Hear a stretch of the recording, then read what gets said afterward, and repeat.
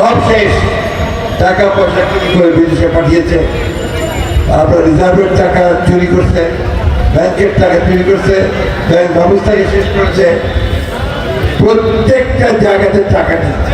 আইন শৃঙ্খলা ফিরিয়ে আনবে, নির্বাচনের জন্য একটা পরিবেশ তৈরি করবে, আর যে চুরি চামারি হয়েছে সেগুলোকে বন্ধ করার চেষ্টা করবে, আর বিচার বিভাগে যেন মানুষ বিচার পায় সেখানে ব্যবস্থা করবে। ওদেরকে ক্ষমতা ছেড়ে চলে যেতে বাধ্য করেছি। চলে গেছে তো গেছে, দেশেই নাই, আর পাড়ায় ভারত চলে গেছে। গত 17-18 বছরে এই দেশের উপরে যে অত্যাচার, নির্যাতন, নিপীড়ন হয়েছে, যে সম্পদ লুট হয়েছে, এই সমাজকে যে নষ্ট করে দেওয়া হয়েছে, তার বিরুদ্ধে আমরা আন্দোলন করেছি 17-18 বছর ধরে। আমাদের ছেলেরা তারা আন্দোলন করেছে গত জুলাই থেকে আন্দোলন শুরু করেছে আগস্ট পর্যন্ত।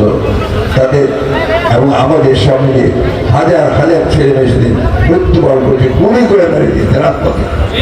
আমাদের ঠাকুরগা সামগ্রিকভাবে অনেক ছেলে আছে যাদের চোখ নষ্ট হয়ে গেছে, পা পঙ্গু হয়েছে, কেটে বাদ দিতে হয়েছে, আর 4টা ছেলে পুলিশের গুলিতে শহীদ হয়ে গেছে। অল্প বয়সের ছেলে, যুবক ছেলে, তাদের ভবিষ্যতের স্বপ্ন ছিল তারা লেখাপড়া শেষ করে ভবিষ্যতে মা বাপের দুঃখ বোঝাবে। সব স্বপ্নগুলোকে আওয়ামী লীগ সরকার শেষ করে দিয়েছে।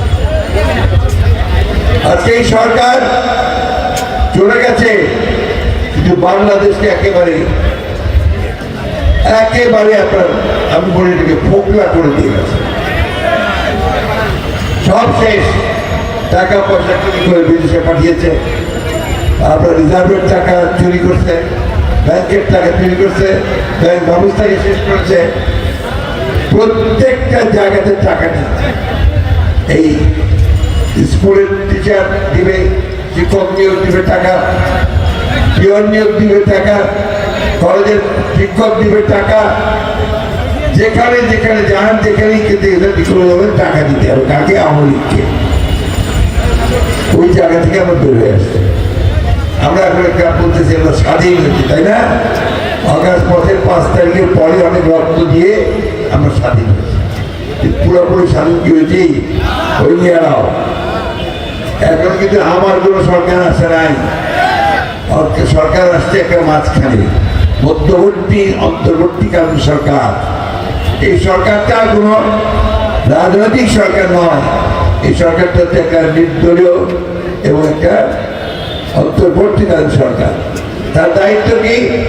দায়িত্ব হচ্ছে যে অল্প সময়ের মধ্যে সে এই দেশটাকে আইন শৃঙ্খলা ফিরিয়ে আনবে, নির্বাচনের জন্য একটা পরিবেশ তৈরি করবে, আর যে চুরি চামারি হয়েছে সেগুলোকে বন্ধ করার চেষ্টা করবে, আর বিচার বিভাগে যেন মানুষ বিচার পায় সেখানে ব্যবস্থা করবে। আমি কথাগুলো খুব সহজ করে বলতেছি ভাই। এখানে আমাদের অনেকে আছেন, পণ্ডিত ব্যক্তি আছে, তারা মনে করবেন যে এই কথাগুলো আপনাদের জানা দরকার, না হলে ভুল হবে।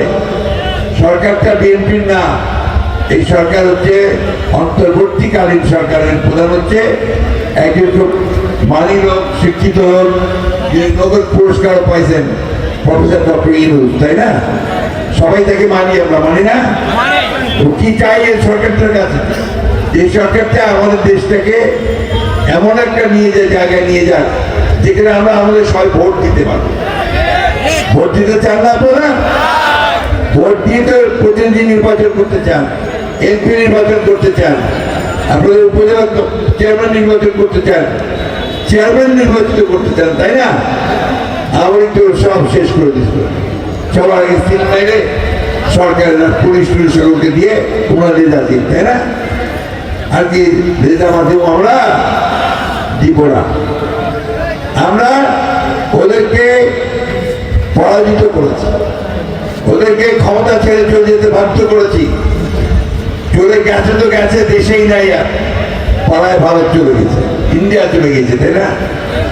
কতটা ঘৃণা হলে মানুষ তাদেরকে ঘৃণা করলে যে তার দেশে থাকার সাহস পর্যন্ত পায়।